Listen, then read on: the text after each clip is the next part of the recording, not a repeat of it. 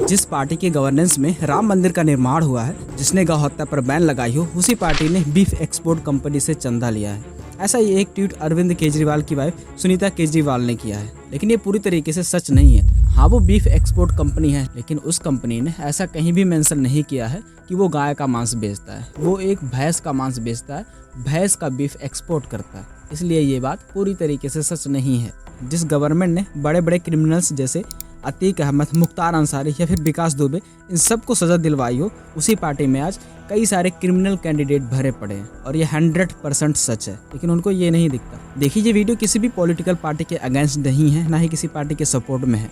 आज की इस वीडियो में मैं मोदी सरकार के कुछ अच्छे कामों के बारे में बताऊंगा, जो कुछ भी मुझे पसंद है और जो कुछ भी आम पब्लिक को पसंद है। देखिए, जो बीजेपी पार्टी है वो भारत की ही नहीं बल्कि पूरी दुनिया की सबसे बड़ी पॉलिटिकल पार्टी है। अकेले बीजेपी के पास लगभग 180 मिलियन रजिस्टर्ड मेंबर्स है। तो जिस पॉलिटिकल पार्टी के पास जितने रजिस्टर्ड मेंबर्स होते हैं, वो पार्टी उतनी बड़ी मानी जाती है।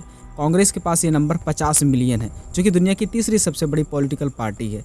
दूसरे नंबर पर चाइना की कम्युनिस्ट पार्टी है 98 मिलियन मेंबर्स के साथ। देखिए, आप बीजेपी से एग्री करें या फिर ना करें, ये आपका मैटर है, लेकिन 2014 के 20 सालों को बीजेपी के 10 सालों से कंपैरिजन करें तो हर चीज़ आपको दोगुने नंबर्स में देखने को मिलेगी, चाहे वो इंफ्रास्ट्रक्चर हो, इकोनॉमी हो, मेडिकल हो या फिर एजुकेशन हो।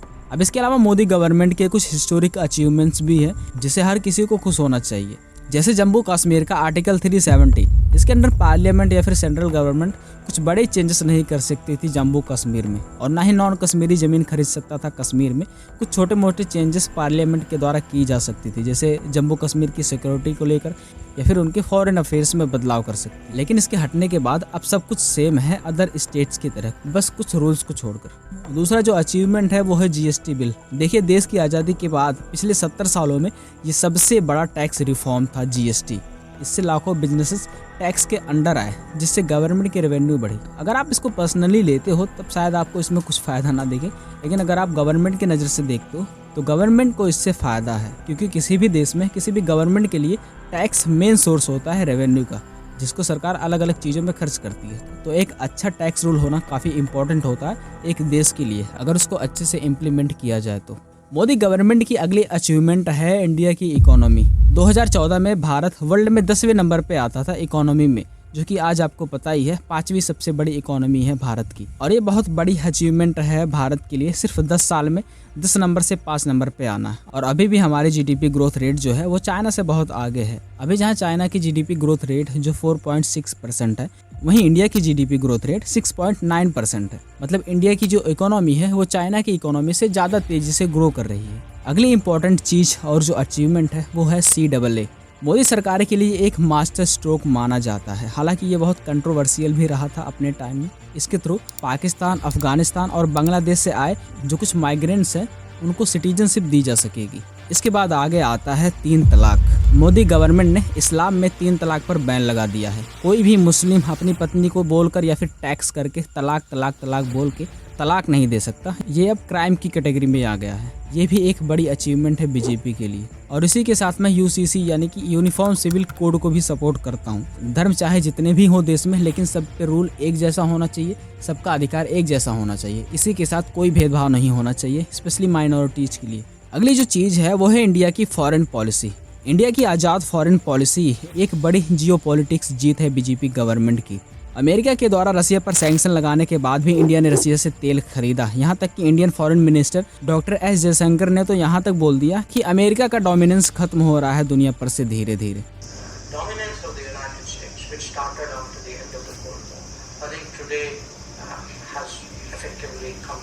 अभी इंडिया और ईरान ने 10 साल से पेंडिंग पड़े चाबहार पोर्ट ऑपरेशन को साइन किया। ये डील तब रोक दी गई थी जब अमेरिका ने ईरान पर सैंक्शंस लगा दिए थे। ये सीधे सीधे अमेरिकी डोमिनेंस को चुनौती है। पाकिस्तान का ही केस देख लीजिए। होता ये था कि कोई भी देश अपने से ताकतवर से परेशान रहता था, लेकिन धरती पर इंडिया एक ऐसा देश था जो अपने से कमजोर से परेशान रहता था। इतिहास में पहली बार ऐसा हुआ था कि जब अभिनंदन जी को अरेस्ट किया था पाकिस्तान ने, तब उनके फॉरेन मिनिस्टर ने कहा कि पाकिस्तान चीफ आर्मी है। उनके पैर कांप रहे थे।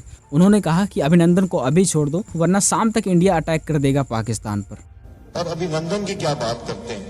मुझे याद है शाह महमूद कुरैशी साहब उस मीटिंग में थे जिसमें प्राइम मिनिस्टर साहब ने आने से इनकार कर दिया और चीफ ऑफ आर्मी स्टाफ तशरीफ लाए। पैर कांप रहे थे, पसीने माथे पे थे और हमसे शाह महमूद साहब ने कहा, फॉरेन मिनिस्टर साहब ने, कि खुदा का वास्ता है अब इसको वापस जाने दें, क्योंकि 9 बजे रात को हिंदुस्तान पाकिस्तान पे अटैक कर रहा है। अगला जो अचीवमेंट है बीजेपी गवर्नमेंट के लिए वो है अयोध्या का राम मंदिर। कुछ लोग जो हैं वो कहते हैं कि बीजेपी ने अपने वोट बैंक के लिए राम मंदिर को बनवाया है। तो सच बताऊं, इनको बस ऊपर ऊपर का ही पता है। एक्चुअली में जब राम मंदिर का मुद्दा उठा था तब से बीजेपी राम मंदिर के पक्ष में थी, या फिर जब से बीजेपी पार्टी है तब से ये राम मंदिर के पक्ष में थी। और पूरे इंडिया में बस ये एक इकलौती पार्टी थी जो राम मंदिर के लिए लड़ रही थी। तो ये भी एक बड़ी अचीवमेंट है बीजेपी गवर्नमेंट के लिए। अगर कांग्रेस के 60 सालों को बीजेपी के 10 सालों से कंपेयर किया जाए तो आंकड़े बहुत चौंकाने वाले मिलते हैं। कांग्रेस ने जहां 70 एयरपोर्ट बनवाए थे पिछले 60 सालों में, बीजेपी गवर्नमेंट ने 70 एयरपोर्ट और बनवाए पिछले 10 सालों में। पिछले 60 सालों में 380 मेडिकल कॉलेज बनवाए थे कांग्रेस ने, वहीं बीजेपी ने 325 से भी ज़्यादा मेडिकल कॉलेज बनवाए पिछले 10 सालों में। कांग्रेस की रूलिंग पीरियड में टोटल 7 एम्स हॉस्पिटल थे, लेकिन ये जो टोटल 22 नंबर्स है इनको लेकर सिर्फ अनाउंसमेंट ही हुआ है। इनमें से कुछ चालू है, बाकी सारे अभी तक बंद हैं। ये सारी अचीवमेंट बीजेपी की जो कि सक्सेसफुल रही हैं, लेकिन इनके कुछ फेलियर भी हैं, जैसे नोटबंदी और किसान। आपने बीजेपी को या फिर पीएम मोदी को इन 2 चीज़ों पर कभी वोट मांगते नहीं देखा है, एक तो नोटबंदी और दूसरा किसानों पर। हालांकि नोटबंदी लाने का जो मेन रीज़न था वो इंडिया में जितनी भी ब्लैक मनी है उनको सामने लाना था। अब यहाँ पर एक छोटा सा बच्चा भी अगर दिमाग लगाएगा तो वो भी समझ जाएगा कि नोटबंदी से ना तो गवर्नमेंट को फ़ायदा है ना ही आम पब्लिक को फ़ायदा है। अगर नोट बंद हुए हैं तो वो सरकार के लिए भी बंद हुए हैं। ऐसा भी नहीं है कि ब्लैक मनी सरकार के पास जाएगी और सरकार इसका यूज कर सकेगी।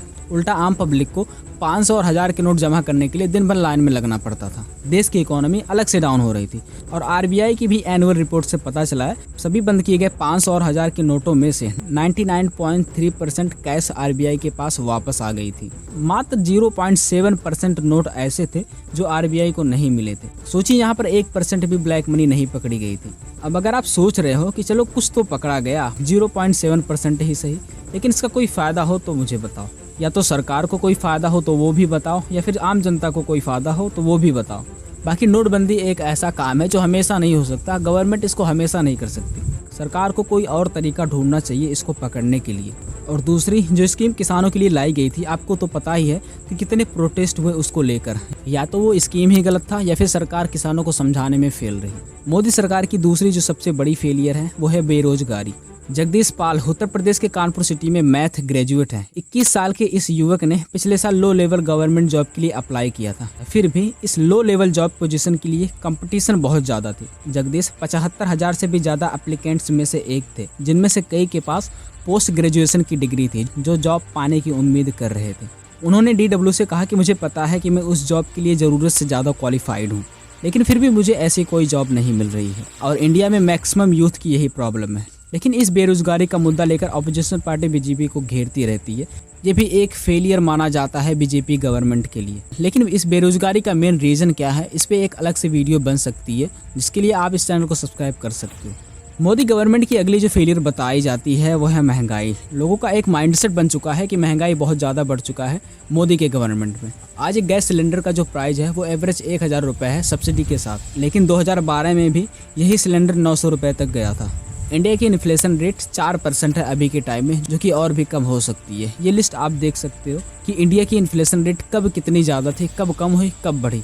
अगली फेलियर है करप्शन को लेकर। करप्शन अभी भी एक बड़ी समस्या है भारत के लिए। ट्रांसपेरेंसी इंटरनेशनल ने 180 देशों की करप्शन की रिपोर्ट जारी की है। इस रिपोर्ट में भारत करप्शन में 2023 में 93 पोजीशन पर आ गया है, जबकि इसके एक साल पहले 2022 में भारत 85 पे था। आपको बता दो कि इस रैंकिंग में 1 नंबर पर रहने वाले देश कम करप्शन वाले हैं, और जो देश 180 नंबर पर है वो सबसे ज़्यादा करप्ट है। इसमें चाइना का रैंक 76 है और पाकिस्तान का 133। एक डेवलपिंग कंट्री के लिए इतना ज़्यादा करप्शन बिल्कुल सही नहीं है। नेक्स्ट फेलियर है इस गवर्नमेंट में freedom of speech. World press freedom index में भारत आज 159 रैंक पर आता है 180 देशों की लिस्ट में। जरा सोचो, इंडिया अपने आप को दुनिया की सबसे बड़ी डेमोक्रेटिक कंट्री मानता है, लेकिन बीजेपी अपने खिलाफ सुन नहीं सकती, इसीलिए प्रेस फ्रीडम यहाँ पर 159 रैंक पर है। तो ये भी एक माइनस पॉइंट है इस गवर्नमेंट के लिए और इसमें सुधार की ज़रूरत है अभी। 2018 में पीएम मोदी ने अनाउंसमेंट किया था कि अब हर घर में और हर गांव में अब बिजली है, लेकिन रियलिटी ये है कि अभी भी 31 मिलियन घर ऐसे हैं जहां पर आज भी इलेक्ट्रिसिटी नहीं है। इस पूरे वीडियो में आपका ओपिनियन क्या है वो कमेंट के थ्रू मुझे बता सकते हैं। अगर ऐसा कोई इंपॉर्टेंट पॉइंट था जो मेरे से मिस हो गया हो उसको भी आप कमेंट में बता सकते हो।